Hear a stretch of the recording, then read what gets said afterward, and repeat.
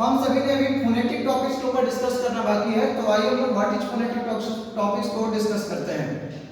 अब phonetic topics sound is a sound produced by the vocal tract such as a vowel या consonant that is used to word in a language. कहता है कि phonetics का प्रयोग हम sound के लिए करते हैं और ये साउंड प्रोड्यूस करने का ट्रैक्ट बताता है कि हम किस तरह से शब्द लेटरों का उच्चारण करेंगे, प्रोनाउंसिएशन उसका करेंगे। नेक्स्ट हमारा फोनेटिक ट्रांसक्रिप्शन, ये सिंबल का संकेत देता है कि हम लेटर को किस तरह से सिलेक्ट करते हैं। आइए इसको हम डिस्क्रिप्शन देते हैं। Phonetic transcription is a method of represent the way of words are pronounced in written form. देखिएगा आप यहाँ पर शब्द को देखिएगा, रिटन फॉर्म में किस प्रकार से हम इसको लिख सकते हैं, और वो लिखने की कला को ही द इंटरनेशनल फोनेटिक अल्फाबेट यानी IFPA के नाम से जानते हैं। आप इसका प्रयोग लैंग्वेज लर्निंग में करते हैं, इंटरव्यू, ब्रांडिंग, सेल्स कॉल में इसका प्रयोग किया जाता है। हमारा नेक्स्ट टॉपिक है transcription. What is transcription? Transcription is the converting, आप समझिएगा, transcription is the converting of the meaning of a written message. Written message को कन्वर्ट करने का, एक लैंग्वेज से दूसरे लैंग्वेज में कन्वर्ट करने का तरीका को हम ट्रांसक्रिप्शन कहते हैं। हमारा नेक्स्ट टॉपिक है what is English language. English भाषा क्या है, अंग्रेजी भाषा किसे कहते हैं, इसके ऊपर डिस्क्रिप्शन है। English is a west Germanic language. कहता है इंग्लिश पश्चिमी ग्रामैनिक भाषा है दैट ओरिजिनेटेड इन इंग्लैंड। इसका निर्माण, इसका जन्म इंग्लैंड में हुआ है and is most spoken language in the world, और ये पूरी दुनिया में सबसे अधिक बोली जाती है। हाँ, तो अभी हम लोग इंग्लिश ग्रामर टॉपिक के ऊपर डिस्कस करेंगे। What is English grammar? English grammar is the set of rules. English grammar जो है रूलों का एक समूह है that given how words are used in the English language, जो बताता है कि हम शब्दों का प्रयोग किस प्रकार से अंग्रेजी भाषा में करेंगे। To structure written and spoken language, जो कि लिखने और बोलने में प्रयोग करेंगे। इसके बारे में इंग्लिश ग्रामर अपना डिफिनेशन दे रहा है। English literature, what is English literature? English literature is the study of written words in the English language, including poetry, plays, novels, and other form of literature. कहता है इंग्लिश लिटरेचर क्या है? तो English literature एक लिखी हुई शब्दों के समूह को पढ़ने का जगह है, साहित्य है। इन द इंग्लिश लैंग्वेज, अंग्रेजी भाषा में जितना भी आज तक लिखा गया है वो साहित्य कहलाता है।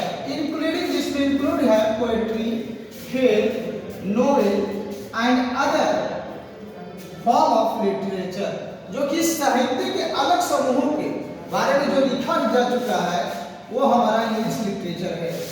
इसमें सबसे बड़ी भूमिका निभाने वाले जो हमारा साइंटिस्ट है उनका नाम विलियम शेक्सपियर है। हमारा नेक्स्ट टॉपिक है what is Roman.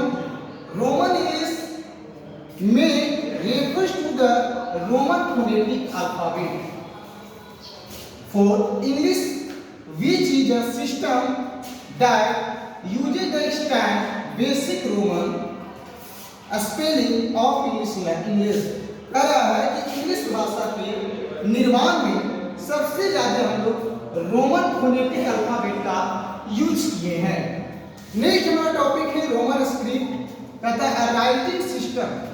Roman script क्या है? What is Roman script? इसके बारे में बता रहा है। Writing system based on Latin alphabet, also known as Latin alphabet, also known as Latin script. It is used in many language of modern Europe, Africa, America and Oceania.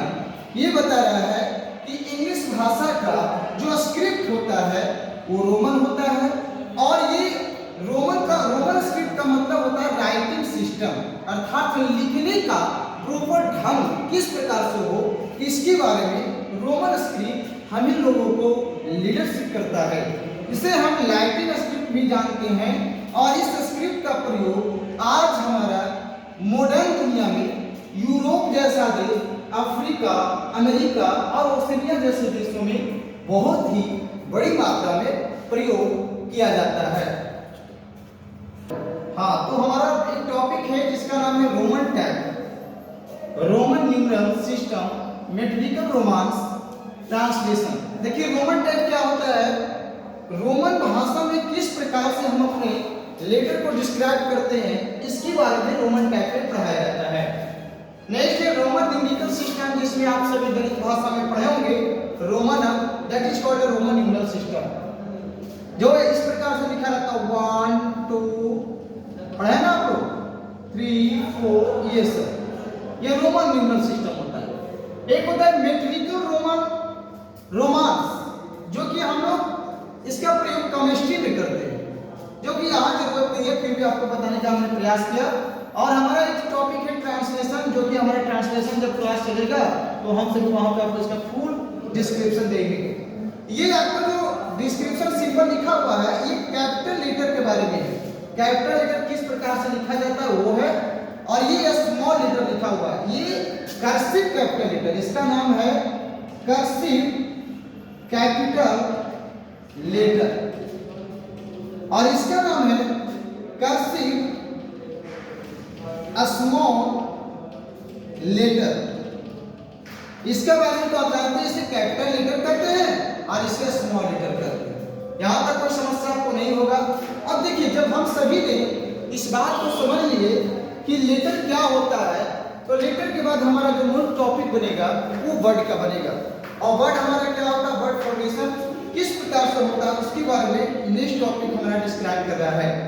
तो word formation में सबसे पहले आपको जानना होगा किसी भी word का निर्माण उसमें एक वॉवेल लेटर जरूर होगा और कॉन्सोनेंट लेटर भी जरूर होगा। यदि ये दोनों प्रॉपरली ढंग से संयोजन करता है तो एक वर्ड का निर्माण होगा। अगर प्रॉपरली ढंग से नहीं संयोजन करेगा तो एक जंबल का निर्माण हो जाता है। हो सकता है कि कॉन्सोनेंट आगे हो और वॉवेल बाद में हो। अगर ये दोनों सही प्रॉपरली ढंग से संयोजन करेगा तो वर्ड बनेगा, अगर इम्प्रॉपर ढंग से संयोजन करेगा तो जंबल का निर्माण होता है। हमारा इसमें कुछ एग्जांपल है, जैसे कि इन आई प्लस ए, देखिए ये वॉवेल है और ये कॉन्सोनेंट है, दोनों ने संयोजन करके एक शब्द बनाया जिसका नाम है इन, और इसे हिंदी में हम मेल कहते हैं, अंग्रेजी में इसे प्रीपोजिशन कहा जाता है। आपको पढ़ाया जाएगा इसके बारे में। नेक्स्ट एग्जांपल है हमारा एन प्लस ओ, एन को हम कॉन्सोनेंट कहते हैं और ओ को वॉवेल कहते हैं, और ये जब दोनों संयोजन करता है तो एक शब्द बन जाता है जिसको हम कहते हैं नो, और नो मतलब होता है नहीं, और ये हमारा एक एडजेक्टिव है। तो आपने अभी तक रोमन टैग समझने का प्रयास किया है, हम आपको अब वर्ड फॉर्मेशन के बारे में डिस्क्रिप्शन देंगे। टॉपिक और बचा हुआ है जिसका नाम है वर्ड फॉर्मेशन, जो कि आपको हमने पीछे आपको इसकी ज्ञान दे पा रहे थे। आपने देखा होगा कि वहां पे आई वॉवेल ग्रुप में माना जाता होता ही है, और एन को कॉन्सोनेंट, तो कॉन्सोनेंट के मेल से देखिए एक शब्द बना जिसको हम इन कहते हैं, ये मतलब में होता है, और अंग्रेजी भाषा में से हम लोग प्रीपोजिशन के नाम से जानते हैं। एन को कॉन्सोनेंट कहते हैं, ओ को वॉवेल कहते हैं, तो कॉन्सोनेंट और वॉवेल को मिलने से एक शब्द का निर्माण किया जिसको हम एन और नो मतलब नहीं, और इसे हम एडजेक्टिव कहते हैं। सो माय डियर स्टूडेंट, आप इसको देख पा रहे हैं कि किसी भी शब्द का निर्माण में एक वॉवेल और एक कॉन्सोनेंट की आवश्यकता पड़ती है। बिना कॉन्सोनेंट वॉवेल का कोई भी शब्द नहीं बनेगा, और यदि वो बनता है और अगर सही अर्थ नहीं प्रकट करता है तो वो जंबल कहलाएगा, अगर सही अर्थ प्रकट करेगा तभी वो वर्ड कहलाता है। तो मैं आपको बता देता हूं कि वर्ड क्या होता है। आपने समझे, वर्ड होता है a group of letter that makes a complete sense. It is called a